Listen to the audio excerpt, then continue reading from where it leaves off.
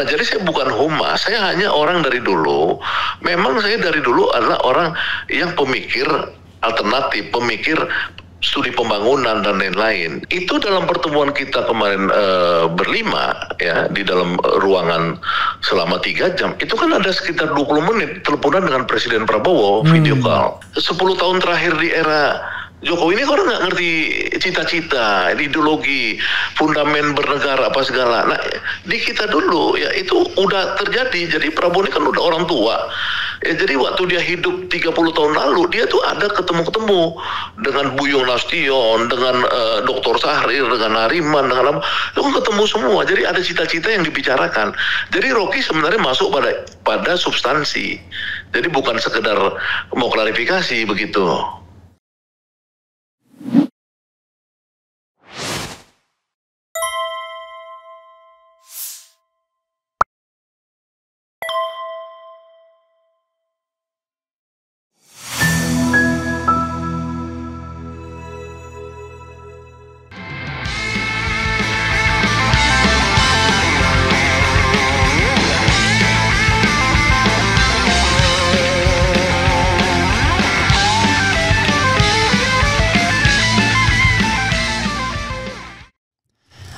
Assalamualaikum warahmatullahi wabarakatuh, sobat RH sekalian. Jumpa lagi kita di channel yang keren ini, keren cadas. Ya, saudara sekalian, 2 hari ini ada perbincangan yang menarik, yaitu sosok D, Mr. D ya. Orang bilangnya Dasko, Don Dasko ya. Bertemu dengan Egy Sujana. Sebelumnya bertemu dengan Rocky Gerung, sebelumnya bertemu dengan macam-macam orang. Nah, tapi yang menarik adalah senior saya ya, Syahganda Nenggolan, Bang Syahganda, itu banyak sekali mengirimkan beberapa berita, kemudian analisis, tulisan dan lain sebagainya. Dan dia sempat protes ketika saya bikin viral Egy Sujana bertemu Dasko, ini kata aktivis TPUA. Katanya perlu waktu untuk saling mempengaruhi. Kemudian saya kan sudah bilang, kalau orang protes RH Channel dan kemudian ingin bersuara, saya kasih kesempatan sebagai komitmen cover both side. Kalau tidak protes silakan saja. Di ujung telepon sudah ada Syahganda Nenggolan. Assalamualaikum warahmatullahi wabarakatuh, Bang. Waalaikumsalam warahmatullahi wabarakatuh. Oke, keren jadas. Karena abang keren cadas dan abang biasanya BTL, batak tembak langsung, saya harus ngomong apa adanya. Ini Bang Gada ini diisukan kayaknya sudah jadi humasnya Dasko atau humasnya Prabowo. Silakan diklarifikasi dulu sebelum bicara mengenai pertemuan Dasko dan para aktivis itu. Iya, jadi pertemuan Dasko yang dimana saya ada, khususnya ketika saya mengarrange pertemuan Profesor Dasko, saya tidak bilang Don Dasko ya, Profesor Dasko dengan Profesor Akal Sehat Rocky Gerung, ya itu adalah pertemuan yang keduanya itu memang saling ingin. Ya, jadi ini yang perlu diklarifikasi apakah orang merayu atau saling ingin.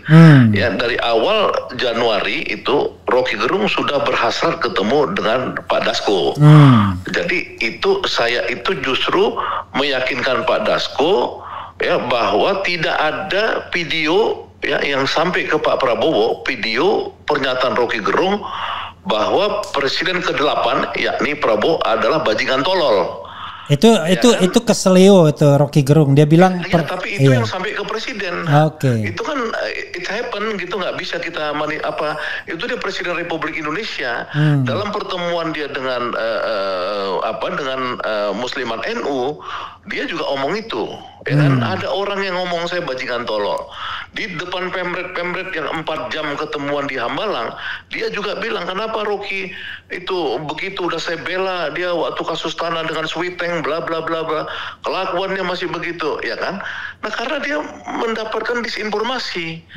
Nah, dari Januari, Februari, Maret ya itu pas habis 4 bulan itu atau 3 sampai 4 bulan itu saya harus mengklarifikasi itu bahwa yang dimaksud oleh Rocky Gerung adalah presiden ke-7, yaitu Jokowi yang bajingan tolol. Dia menyebut ke-8 itu, tapi refernya ke Jokowi sebenarnya.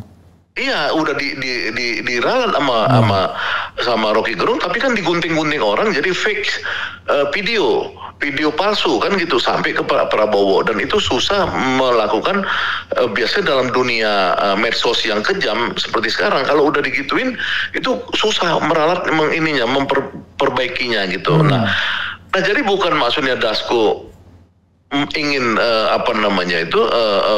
mempengaruhi Rocky. Enggak, Rocky dari awal pengen ketemu Dasko. Itu pertama kali 7 Januari ya, itu saya udah undang Dasko tuh tanda tangan bertiga atas nama kerjasama Sabang Merauke Circle. Kemudian saya punya perhimpunan Van Ons dengan Rocky dan Jumhur dan Ferry Juliantono, perhimpunan menemukan kembali Indonesia, dan serikat pekerja terbesar di Indonesia SPSI-nya Jumhur. Udah tanda tangan bertiga, saya, Jumhur dan Dasko, tapi Pak Dasko nggak berani karena masih ada Rocky Gerung.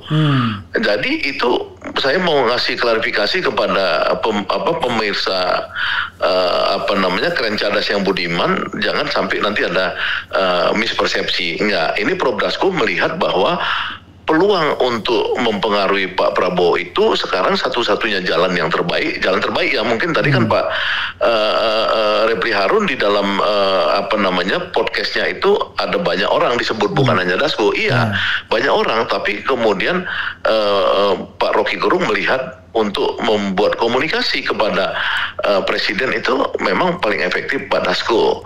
Jadi pada saat pertemuan kita dengan Pak Dasko di Senayan Park tempo hari, itu langsung Pak Dasko sudah bilang, Bang, dia bilang, dia kasih tunjuk ya ke aku, ditunggu presiden nih habis pertemuan dengan Himbara, ya kan? Nah, tapi karena itu Pak Dasko bilang saya duluan ke istana, nanti Pak Rocky sama ini ditunggu presiden. Nah kemudian kepotong dengan ada Pak Luhut dan Erlangga dan Bahlil masuk untuk persiapan serasian ekonomi 2025. Kegeser lagi nih, ya kan? Nah itu, jadi sama Egy juga sama modelnya, sama Egy. Nah jadi Egy memang juga punya keinginan dari lama. Egy sudah WA saya, kan ayo dong ketemu Dasko, supaya kita bisa ketemu presiden. Tentu Egy ngomongnya begitu karena dia adalah daihatnya Prabowo yang dipenjara pertama sekali itu tahun 2019. Yang bebaskan itu namanya Dasko waktu itu. Nah jadi dia ngomong ke Dasko, saya sampaikan ke Dasko, Pak Dasko belum ini. Nah kemarin Pak Dasko itu kebetulan bilang, Bang, ayo Bang ketemuan Egy gitu loh, ya kan? Nah, apakah konteksnya Jokowi atau apa, itu bisa dikonfirmasi sama Egy. Tapi saya mau klarifikasi di sini bahwa keinginan bertemu itulah keinginan kedua belah pihak. Jadi nggak ada keinginan tuh misalkan Dasko seolah-olah ini gitu, dominan ingin ketemu, enggak.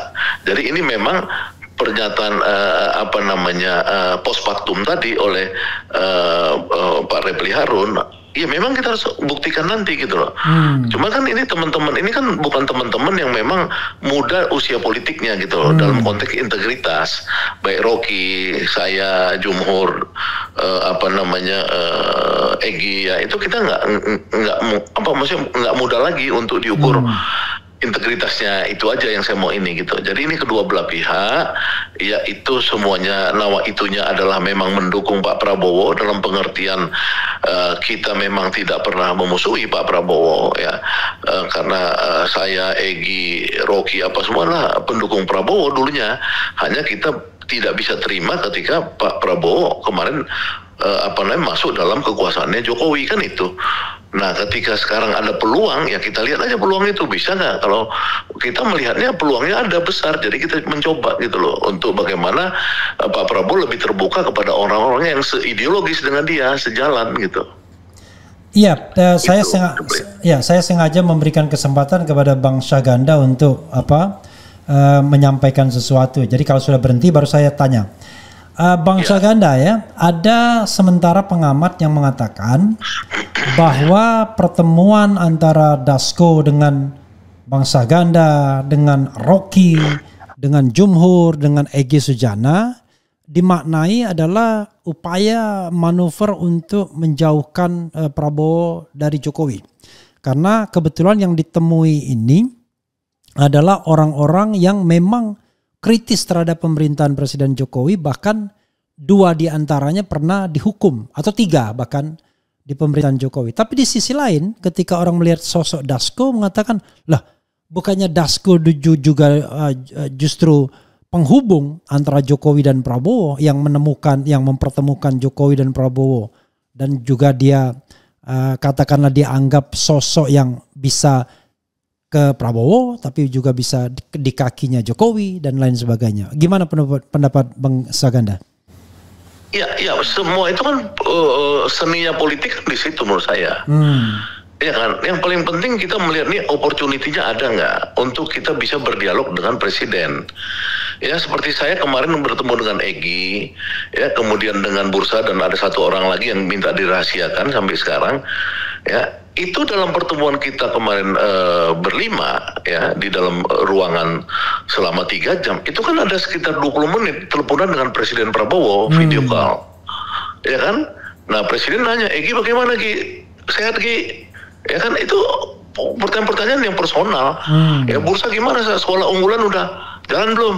Sekolah rakyat jalan nggak? Ini jalan nggak? Nah, sama yang teman 1 lagi ya, karena mereka usianya sama ya cicat-cicat, karena mereka teman dari ideologi dari zaman dahulu ya. Nah kalau saya ya ditanya, saya bilang saya lagi ngembangkan lembaga Pak untuk saya melakukan kajian-kajian pembangunan alternatif untuk mendukung bagaimana industrialisasi pedesaan, koperasi merah putih, apa segala yang menurut saya semua ideologis. Jadi sebenarnya Pak Prabowo ini kita harapkan melakukan tukar pikiran dengan kita dia terima atau enggak. Kalau dari zaman Jokowi ya nggak ada tukar pikiran karena Jokowi nggak punya pikiran. Ya kan? Gitu loh. Karena Pak Prabowo kan punya pikiran. Kita berharap bahwa istilah Rocky Gerung itu, manusia ini yang paling penting hidup kalau ada pertentangan pikiran. Nah kita mempertentangkan pikiran kita dengan Pak Prabowo. Kalau dia tertarik, Dasko kan sebagai penghubung yang efektif, yang kalau bahwa dia ada urusan dengan Jokowi ya urusan lain gitu, tapi menurut saya itu juga udah masa lalu ya. Artinya dia tidak ada urusan. Sekarang yang berkuasa Prabowo kok. Kenapa kita masih berpikir bahwa yang berkuasa ada urusan dengan Jokowi gitu loh. Iya, Bang Ganda ya. Pertama klarifikasi dulu untuk Rocky Gerung ya. Rocky menemui Dasko itu dalam rangka sekadar klarifikasi mengenai bajingan tolol yang salah dia sebut presiden ke-8, maksudnya presiden ke-7 itu, ataukah ada maksud atau keinginan lain yang ya let's say dia ingin bertemu dengan berbicara dengan Prabowo secara langsung atau bagaimana? Demikian juga Egy Sujana. Ya pastinya kan Rocky itu kan temannya Prabowo puluhan tahun. Semua orang tahu bahwa kader PSI, bukan PS-nya si Kesang nggak jelas. PSI yang asli itu Partai Sosialis Indonesia. Kadernya itu yang paling top sekarang itu kan namanya adalah Rocky Gerung. Ya kan? Seniornya Rocky Gerung itu di kader PSI itu namanya Presiden Prabowo Subianto. Kan kira-kira gitu. Itu kan politiknya nggak bisa kita bantah. Mereka sudah berkawan. Bahkan Prabowo itu orang yang mungkin 4 kali ke rumahnya Rocky Gerung, ya kan, sebelum yang di sebelum 2024 ya. Itu artinya orang ini dekat dulu gitu loh. Jadi wajar kalau orang misalkan ingin bersilaturahmi lagi agar politiknya bisa sinergis, karena orang PSI ini kan punya cita-cita dong, karena mereka punya ideologi kan. Yang kedua, Rocky meyakini waktu pertemuan dia dengan Pak Prabowo dan Adnan Buyung Nasution itu beberapa puluh tahun lalu, itu sudah dibahas mereka tentang bagaimana Prabowo menjadi tokoh sosialis di Asia gitu loh. Jadi Rocky terikat pada itu, pertemuan-pertemuan di masa lalu itu gitu loh. Nah jadi artinya nggak sesimpel orang yang tidak ngerti politik ideologi di masa lalu. Yang ini kan 10 tahun terakhir di era Jokowi ini orang nggak ngerti cita-cita, ideologi, fundamen bernegara apa segala. Nah di kita dulu ya itu udah terjadi. Jadi Prabowo ini kan udah orang tua. Ya, jadi waktu dia hidup 30 tahun lalu, dia tuh ada ketemu-ketemu dengan Buyung Nasution, dengan Dr. Sahrir, dengan Hariman, dengan apa, itu kan ketemu semua. Jadi ada cita-cita yang dibicarakan. Jadi Rocky sebenarnya masuk pada substansi. Jadi bukan sekedar mau klarifikasi begitu. Bagaimana dengan pertemuan dengan para aktivis buruh ya? Ada Andi Gani Nenawea, Jumhur Hidayat, kemudian juga satunya Said Iqbal. kalau dikumpulkan bertiga itu kan semuanya sebenarnya sudah hampir 100% organisasi buruh di Indonesia. Lagi-lagi bertemu dengan Dasko, bukan bertemu dengan Menteri Tenaga Kerja, padahal yang dibicarakan soal Satgas, PHK dan lain sebagainya. Apakah birokrasi itu tidak berjalan? Cukup dengan orang kepercayaan Prabowo yang notabene adalah wakil ketua DPR yang harusnya menjadi juru bicara DPR dalam pengawasan pemerintah. Gimana, Bung? Begini, yang saya dapat bocoran dari Pak Jumhur, ya Pak Prabowo ini ingin di hari buruh itu ada 1 Mei. Ya. Ya, buruh itu harus memperingatinya secara serius dan sungguh-sungguh dengan apel akbar. Ya kan, dan itu kemudian mereka bertemu, tentu di follow upin oleh Pak Dasko karena mengeksekusi keinginan Bapak Presiden, kan gitu. Ya kan, itu dari versi Jumhur Hidayat sama saya. Kenapa Presiden berkeinginan?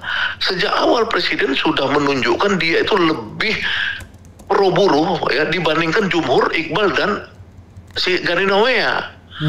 Ya kan, karena Jumhur itu bilang sama saya, untuk kenaikan upah dia hanya mau itu kalau 5% kenaikannya udah puas tuh Pak Jumhur. Artinya karena sebagai organisasi buruh terbesar dengan 3 jutaan organisasi buruhnya itu masanya, itu Jumhur itu representasi dari pikiran pimpinan buruh, dia mau 5%. Ya kan, kalau pengusaha kan maunya sekitar 3% kenaikan upah buruh. Karena di zaman Jokowi rata-rata 1%. Ya kan? Kemudian pemerintah dalam hal ini Menaker itu di kepalanya itu berunding dengan Apindo mungkin naik sekitar 4%. Jadi buruhnya mikir 5%, Apindo sama Menaker udah negosiasi bisa di 4%, di bawahnya lagi ya pengusaha tadi ya, pemerintah pengusaha 3%. Tiba-tiba Pak Prabowo naikin 6,5%. Ya kan, artinya apa? Artinya Prabowo itu dalam konteks hubungan industrial, dalam konteks ilmu politik perburuhan, dia ini terlalu sosialis. Kalau di negara Amerika yang menang Demokrat, ya di mana Pak Refli Harun sebagai alumni Amerika, atau di Eropa partai-partai buruh menang, itu memang bagaimana itu dicerminkan bahwa buruh itu gajinya harus naik tinggi. Buruh sejahtera. Nah, ini dilakukan Prabowo. Jadi menurut saya ya wajar orang ini harus mengapresiasi Prabowo. Nah, pertanyaan bahwa kenapa tidak Menaker yang memfollow upin 1 Mei atau apa, itu saya walau-alam. Saya belum tanya lagi kepada Pak Jumhur. Tapi yang jelas itu bahwa mereka sedang merencanakan, satu adalah untuk hari buruh, May Day. Yang kedua bahwa mereka memang untuk Satgas PHK. Ya, karena kita tahu efek Donald Trump ini kan pasti akan terjadi PHK yang besar. Ya, harus dipikirkan bagaimana mitigasinya kalau PHK, bagaimana antisipasinya agar ada daya tahan industri-industri ini ya dengan policy keep buying strategi atau apapun namanya itu bisa tidak gampang di PHK gitu loh. Inilah kerja mereka. Saya pikir ya itu pertemuan yang bagus kan, ideologis. Ada satu hal yang juga banyak ditanyakan ya. Sebenarnya Dasko ini posisinya sebagai apa atau sebagai siapa? Karena kita tahu dia punya dua posisi. Posisi kenegaraannya wakil ketua DPR. Posisi non kenegaraannya adalah wakil ketua umum partai politik yang juga sepertinya ketua harian. Nah, kalau dia misalnya menjalankan sebagai bridging ya dengan pemerintahan Presiden Jokowi, dia orang kan akan bertanya, ini kok dia tidak menjalankan fungsinya sebagai wakil rakyat yang harusnya mengawasi pemerintahan, tapi seperti broker dengan pemerintahan saja. Padahal pemerintahan kan tidak bisa dibangun dengan hubungan-hubungan yang sifatnya tidak jelas ya. Karena semua ada pembantu presiden ya. Ada Mensesnek, ada Menaker. Kemarin bicara mengenai pembangunan desa di Lahat itu tidak melibatkan juga pemerintahan desa atau menteri perindustrian dan lain sebagainya. Gimana menurut Bang Ganda? Jadi gini, pertama kan ada namanya itu ruling party kan. Ruling party. Waktu Megawati berkuasa dulu, ya saya ini salah satu orang yang masuk dalam masuk dalam rangkulan lah, saya sebut rangkulan dari suaminya Megawati yang waktu itu tidak berkuasa, namanya almarhum Taufik Kemas. Ya, dan itu Kemas melakukan pekerjaan-pekerjaan politik yang cukup luar biasa sampai pertanyaan orang, ini siapa kok bukan dia presidennya, kok dia yang lebih aktif di sana sini, kan gitu ya kan. Itu namanya ruling party. Taufik Kemas itu menguasai PDI-nya waktu itu.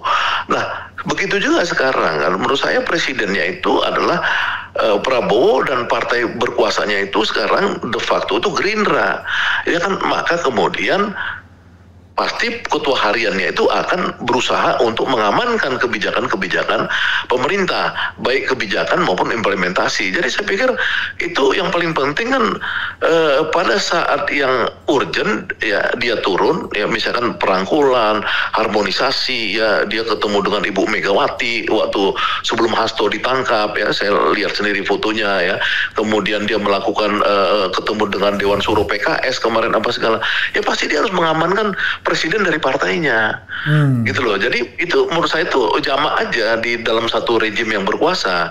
Jadi kan kita nggak bisa letterlek ya, letterlek harus menteri naker, menteri desa, menteri ini.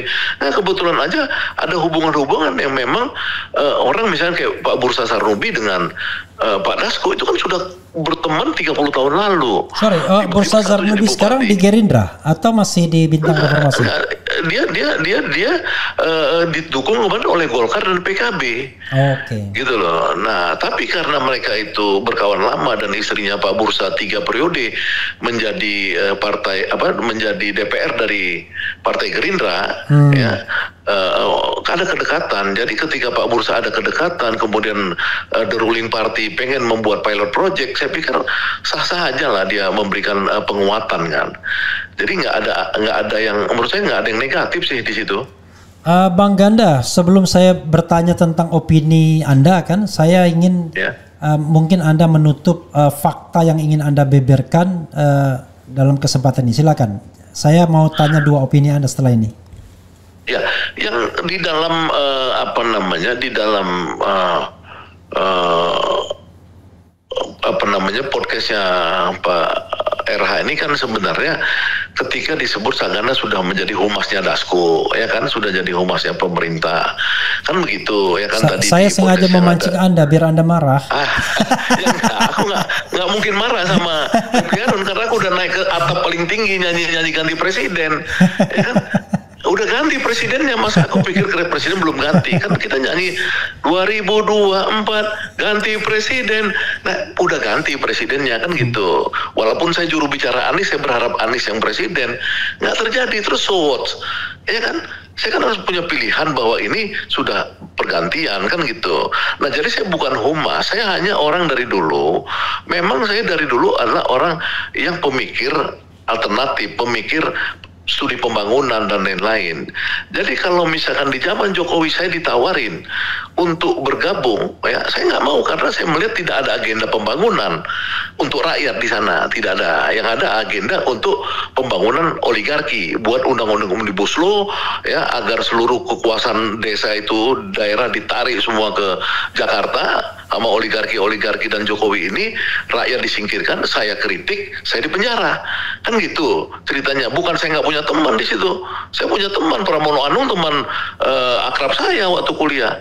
Luhut juga saya punya komunikasi, tapi kan saya nggak mau karena mereka tidak punya orientasi. Nah kalau Prabowo ini dari mulai kakeknya sama bapaknya sampai ke dia orientasinya namanya development, pembangunan. Nah saya mencoba dengan kajian-kajian saya itu, mungkin nggak saya ikut mempengaruhi pikiran Pak Prabowo ini, ya misalkan saya punya lembaga kajian baru sekarang, The Great Institute.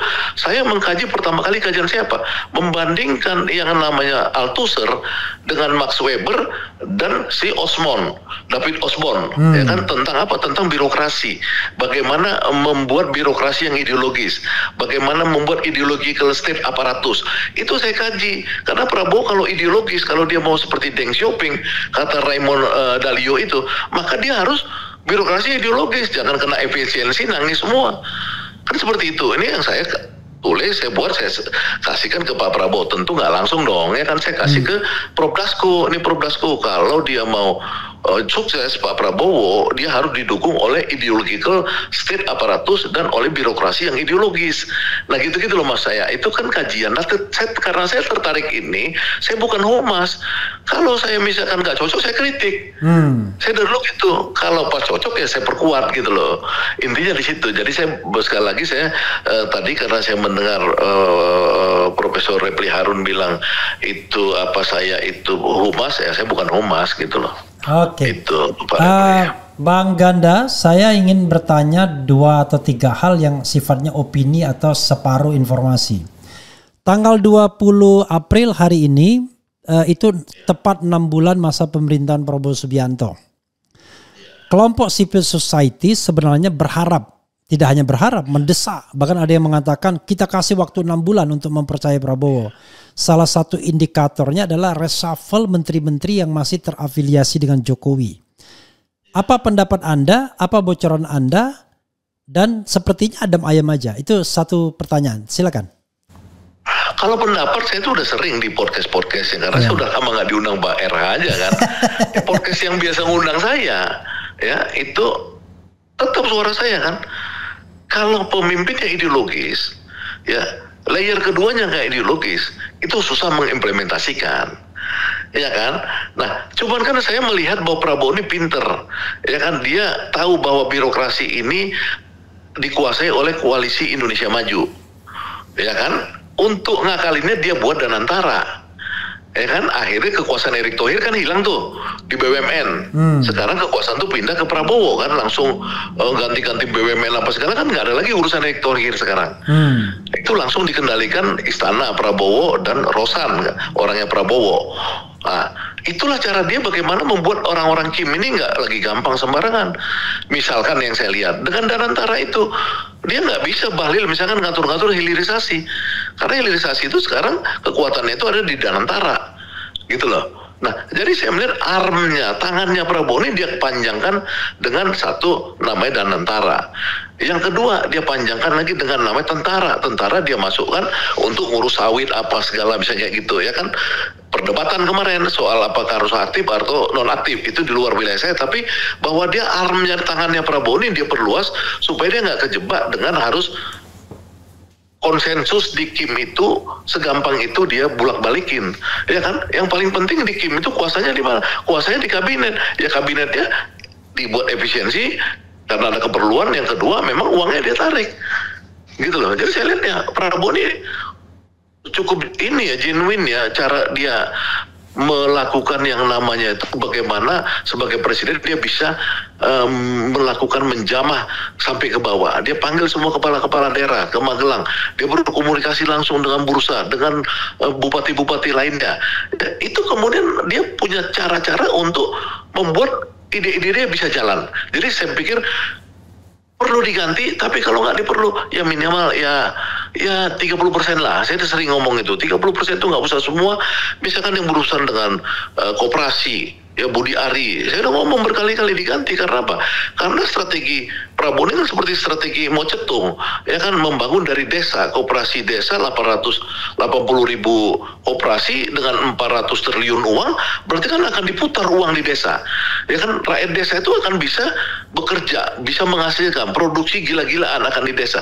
Nah, perlu diambil orang yang tepat, jangan si Budi Ari yang terkait dengan judul dan terkait dengan terkait dengan korupsi di ini di kantornya dulu, terkait saya nggak bilang hukum bahwa dia koruptornya ya, tapi kan terkait dia menterinya. Nah, kemudian apalagi di situ yang terkait menteri desa misalkan, saya udah bilang kok menteri desa kalau bisa diganti, ya kan, gitu loh. Nah, Sri Mulyani saya bilang diganti aja. Kenapa Sri Mulyani nggak diganti? Karena dia ini neolib, sementara Prabowo sosialis. Kalau di luar negeri saya bilang, orang Sri Mulyani ini tahu malu dong. Dia datang ke presidennya, Pak Presiden, saya ini nggak mungkin kompatibel dengan Bapak, ya kan? Tapi kan mental orang Indonesia kan tidak begitu.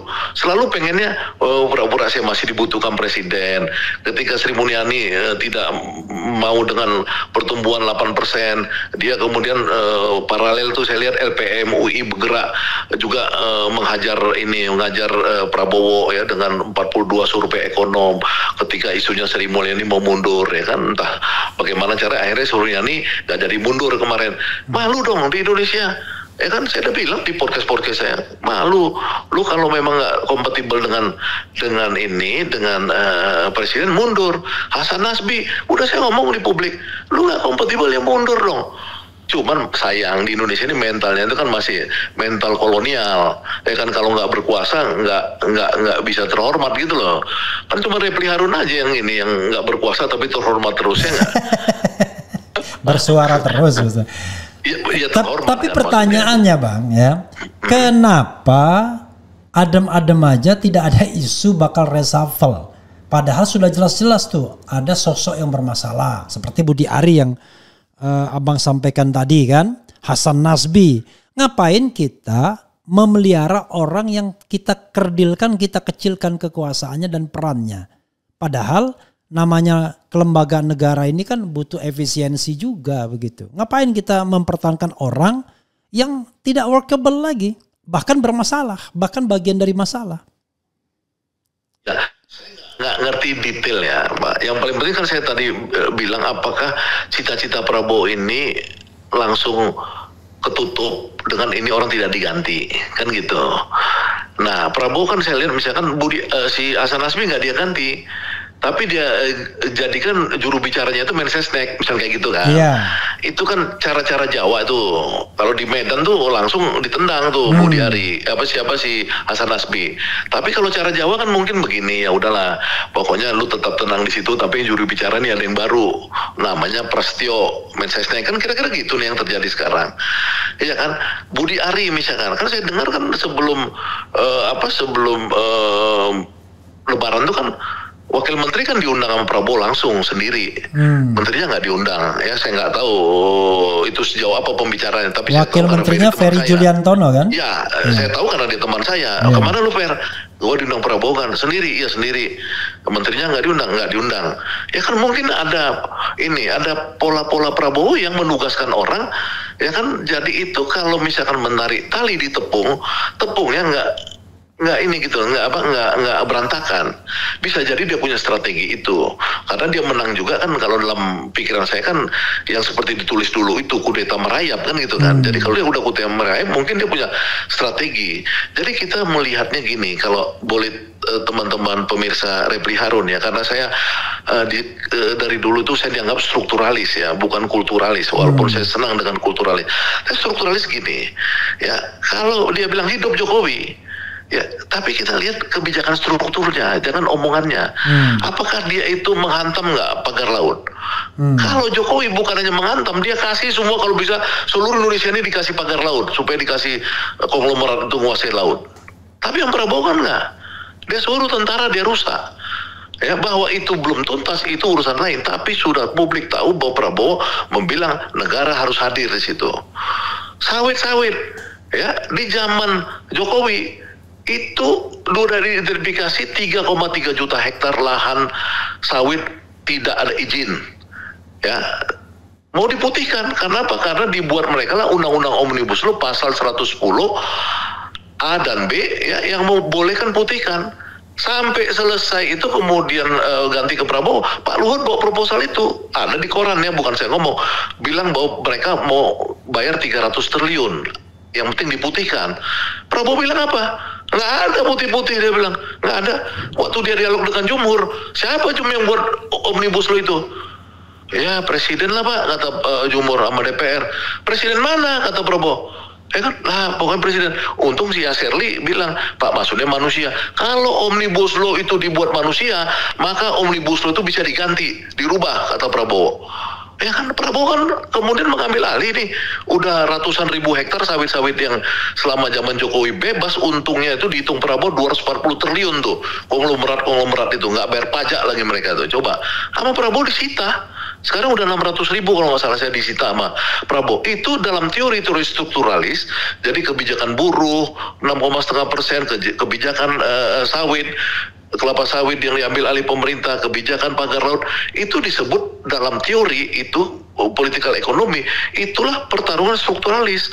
Dia kalahkan kekuatan lawannya itu gitu loh. Dalam hal ini lawannya Prabowo, oligarki. Nah ini kan kemudian bagaimana kita kok masih menilai dengan yang sifatnya apa namanya tuh simbolis gitu loh. Ini yang saya nggak ngerti gitu. Oke, Kalau saya ya ini soal simbolis juga kan kadang-kadang orang merasa menganggap penting. Misalnya contoh hubungan antara Prabowo dan Jokowi. Baru-baru ini muncul lagi kan mengenai ijazah palsu. Memang Prabowo tidak berkomentar apa-apa, tetapi orang yang sangat loyal kepada Prabowo, Hercules misalnya, datang ke sana. Ya, show of force untuk dalam tanda kutip cywar juga dengan kelompok aktivis yang datang. Itu teman Bang Ganda semua kan, aktivisnya. Nah berikutnya adalah datang pula orang yang baru saja diangkat sebagai komisaris BUMN, bahkan melakukan katakanlah kekerasan psikologis, mencopot atribut dari kepala orang kan, itu kan secara psikologis tidak enak. Nah, apa yang bisa Bang Ganda jelaskan? Seolah-olah kok nanti ada juga Sespimen ya, sekolah pimpinan staf dan pimpinan menengah Polri yang datang juga sowan, lalu menteri-menteri, bahkan menteri yang tidak ada kaitannya dengan Jokowi pun seperti Bima Arya Wamen datang juga. Apa yang bisa menjelaskan bahwa di satu sisi katakanlah Prabowo seperti dijelaskan Bang Ganda ingin mengoreksi katakanlah arah pembangunan, arah kebijakan Jokowi yang cenderung kapitalistik barangkali. Ini ke arah yang lebih sosialistik, kan begitu? Ke arah yang lebih rakyat. Tapi di sisi lain dia tetap membiarkan orang-orang Jokowi itu dalam tanda kutip bergentayangan dengan keyakinan penuh. Bahkan Wahyu Sakti Trenggono mengatakan dia masih bos saya di depan media. Itu apa yang bisa dijelaskan dengan fenomena ini? Di satu sisi punya orientasi yang berbeda, tapi di sisi lain dia biarkan saja kekuatan-kekuatan Jokowi itu bergentayangan dan bahkan ngancam. Kita kan sedang menunggu apakah di era pemerintahan Prabowo ini ada aktivis yang ditangkap, ditahan hanya karena berbeda pendapat seperti Bang Ganda dan Jumhur Hidayat. Silakan Bang.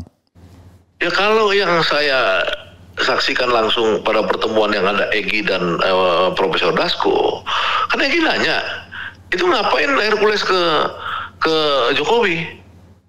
Kan nanya dia. Ya kan Pak Dasko bilang itu Hercules mewakili siapa? Kata si balik pertanyaan Pak Dasko.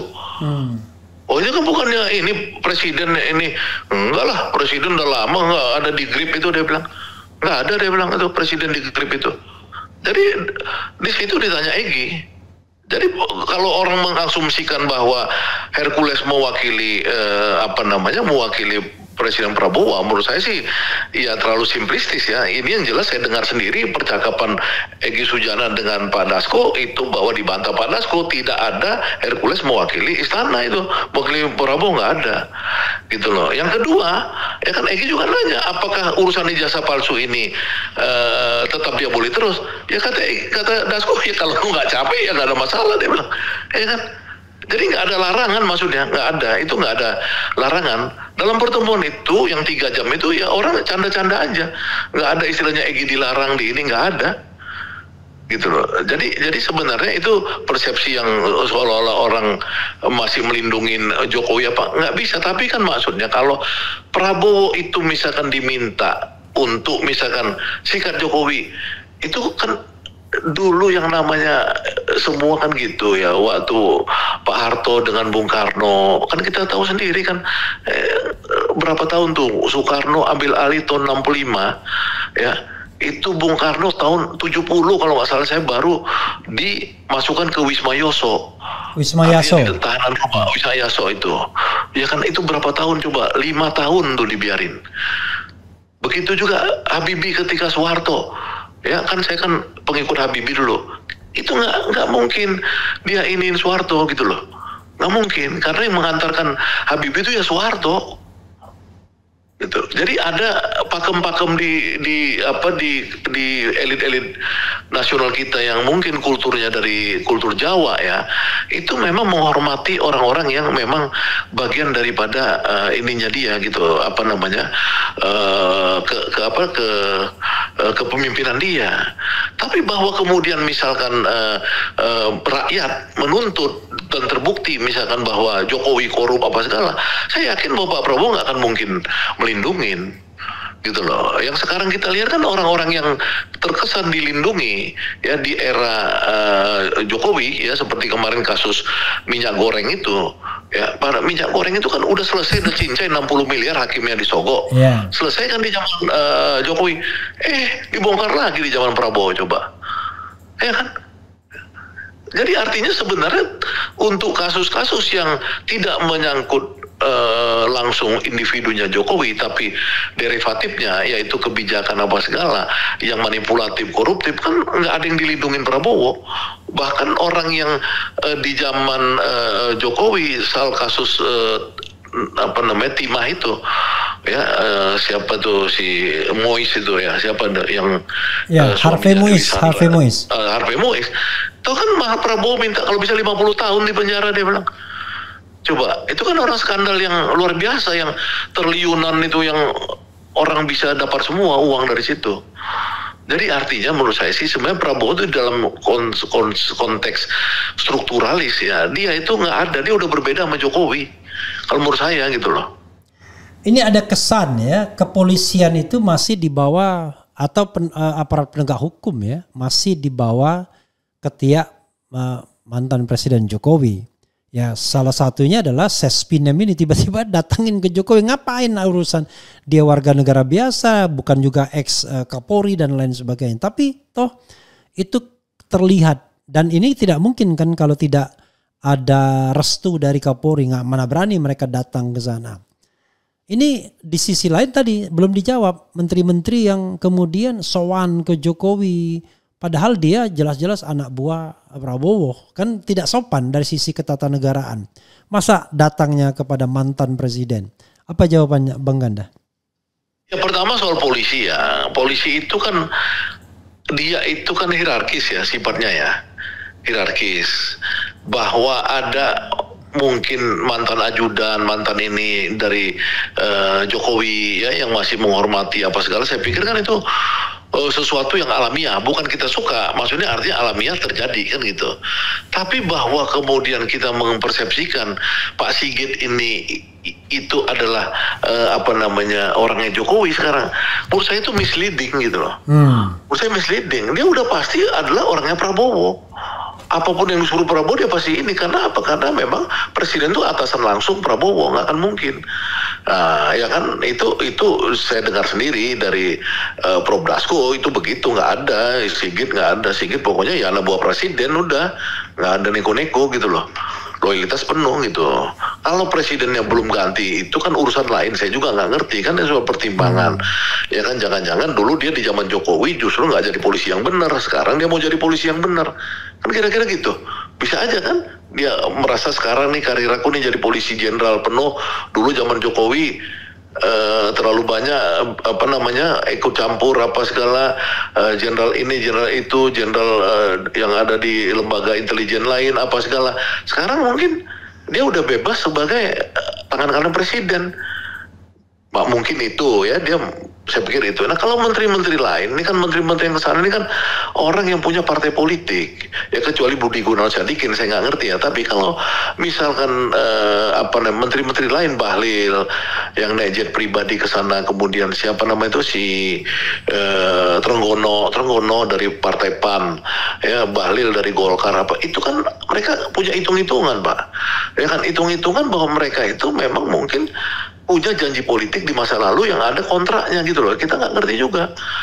Ya itu sejauh mana dianggap sebagai penghinaan terhadap presiden, itu mungkin presiden sendiri yang bisa menilai. Kalau misalnya presiden dianggap itu memang matahari kembar seperti yang disindir oleh Mardhani Alisera, ya tentu presiden harus bersikap itu menurut saya.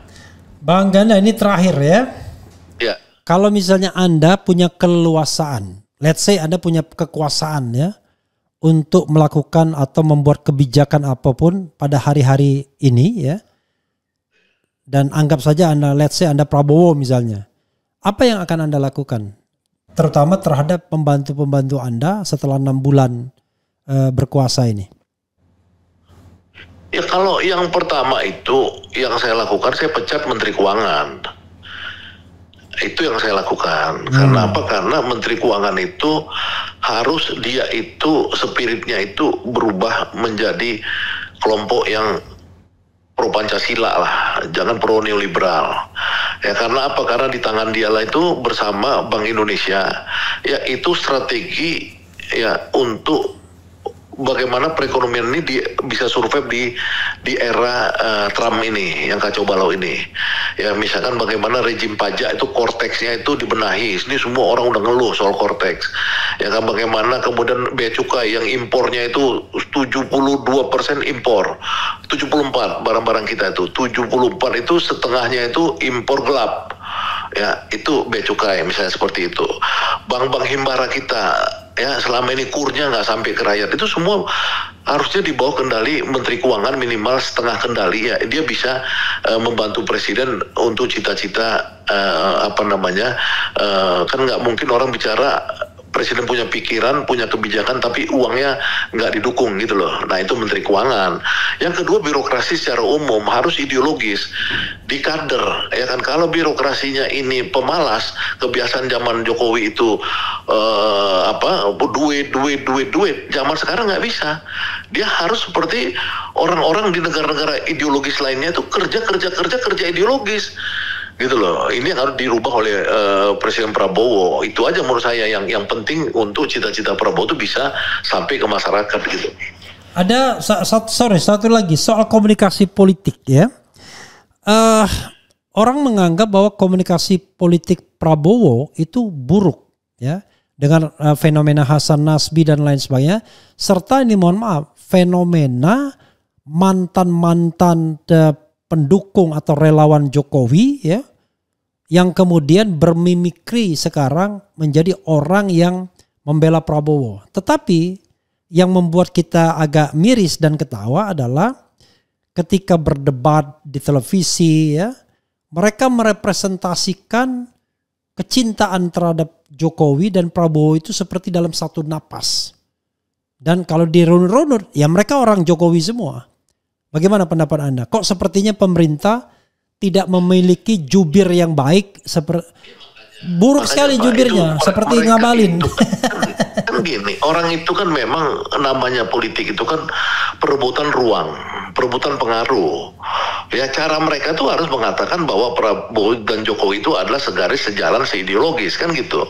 Agar mereka tetap eksis dalam permainan itu kan gitu. Ya kan seperti Hasan Nasbi ya. Coba bayangkan aja ya, menurut Pak Rocky Gerung, dia itu harusnya jadi pembicara di retreat di Magelang. Ya, itu sudah diusulkan oleh Pak Tito Karnavian untuk dia jadi pembicara. Bayangkan Pak Tito Karnavian yang menyelenggarakan retreat di Magelang mengusulkan nama Rocky Gerung. Ya kan? Sampai ke tempat tertentu dicoret nama Rocky. Tempat tertentu tuh di mana? Ya nanti mungkin Bang Repli tanya Rocky langsung ya supaya nggak ada miss. Saya cuma mau bilang gini, ada elemen-elemen dalam kekuasaan Prabowo ya seperti Pak Tito itu melihat bahwa ini ada sesuatu yang harus dibenahi dengan menampilkan orang-orang seperti Rocky, misalkan seperti itu. Sama seperti saya mengharapkan Pak Repli Harun lah juru bicara Presiden Prabowo, iya kan? Tapi kan kelompoknya Hasan Nasbi pasti akan bilang Repli Harun itu bahaya Pak, karena tiap hari dia itu adalah memusuhi Prabowo. Itu kan ruang publik. Dan saya sudah bilang kan tidak mau menjabat apapun sampai 2029. Mau jadi oposisi. Pendapat saya. Maksudnya gini, artinya ada perebutan pengaruh, perebutan ruang publik. Jadi memang itu istilah Pak Repli Harun post factum. Tadi ya kita lihat aja, memang teorinya begitu. Ya kan zaman dulu di dalam era Soeharto ada rebutan kelompok Islam dengan kelompok Beni Murdani dan CSAS. Semua ahli sejarah mencatat itu, bukan kebohongan. Memang ada rebutan pengaruh. Zaman Soeharto ada rebutan pengaruh antara PKI dengan kelompok agamis, misalnya kayak gitu. Nah sekarang pasti ada kelompok Jokowi itu pasti ingin terus mengendalikan kekuasaan ini, ya kan? Nah kita tinggal berpikir bagaimana kita bisa mengatakan kepada Prabowo yang sebenarnya Garuda Yaksa, Raja Wali, apa segala, ya kita coba imbangin. Jangan penjahat-penjahat atau apa, orang yang dari masa lalu yang gelap, dari gorong-gorong, masih bisa ada di situ, termasuk Hasan Nasbi. Gitu loh. Itu pandangan saya gitu, Pak Repli. Bang Ganda, nggak terasa kita sudah 50 menit kita berbicara. Terima kasih. Silakan closing statement. Kalau ada yang belum disampaikan, silakan. Ya intinya ginilah, kita kalau saya Rocky Jumhur, Geki Sujana ya itu melihat Dasko itu sebagai sebuah fenomena komunikasi politik yang paling canggih lah di era Prabowo. Di zaman Megawati itu namanya Topik Kemas, kira-kira gitu ya. Di zaman SBY Hatta Rajasa. Ya, itu selalu ada di dalam era itu orang seperti itu yang memang dia memainkan peran untuk membuat saling pengertian antara orang-orang kritis dengan sang presiden.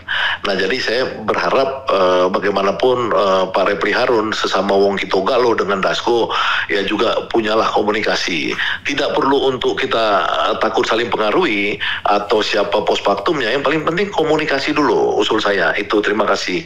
Wabillahi taufiq wal hidayah. Wassalamualaikum warahmatullahi wabarakatuh. Waalaikumsalam warahmatullahi wabarakatuh. Makasih Bang Ganda ya.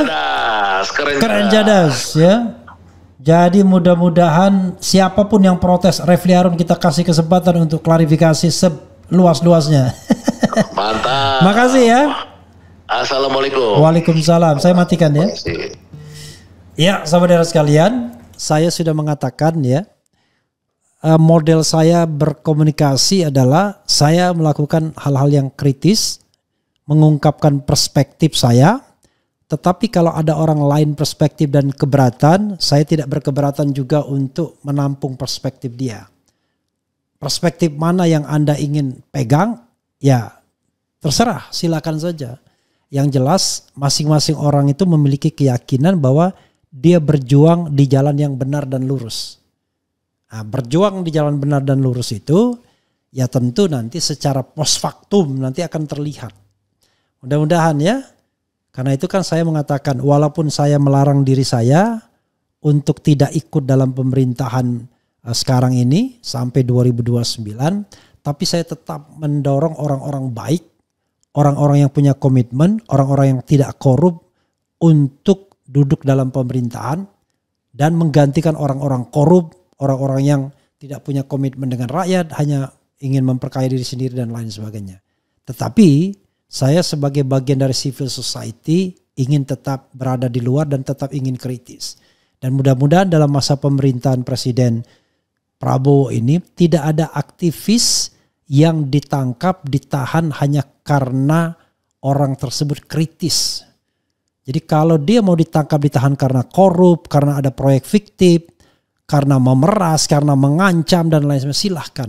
Tapi kalau berpikir, maka gawat sekali negara ini kalau kemudian memenjarakan orang yang berpikir. Itu saja saudara sekalian. Terima kasih sekali lagi kepada Bang Ganda ya, Syahganda Nenggolan. Dan kita nanti menunggu klarifikasi orang lain kalau yang berkeberatan terhadap perspektif RH Channel. Dengan cara yang voice begini kan tidak susah, tidak perlu Anda berpakaian bagus. Pakai kaos kutang atau kaos dalam pun bisa ya. Wassalamualaikum warahmatullahi wabarakatuh. Keren jadas. Dear.